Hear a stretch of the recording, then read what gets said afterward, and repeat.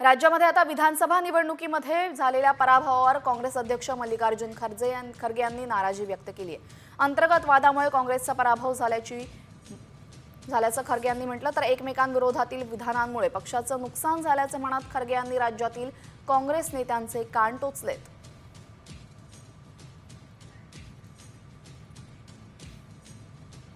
तर लोकसभेनंतर 3च महिन्यात कसं काय घडलं, इतका मोठा पराभव का झाला? अनुकूल वातावरण म्हणजे विजयाची खात्री नव्हे, तर काम करायला हवं। निवडणुकीमध्ये एकमेकांविरोधातील वक्तव्यांमुळे पक्षाचं मोठं नुकसान झाल्याचंही खरगे म्हणालेत। यासोबतच मवियाला विधानसभेमध्ये मिळालेले आकडे हे न्यायसंगत नसल्याचंही खरगे म्हणतात आणि राज्यामध्ये पक्ष संघटनेने अपेक्षेप्रमाणे काम केलेलं नसल्याचं खरगेंनी म्हटलंय।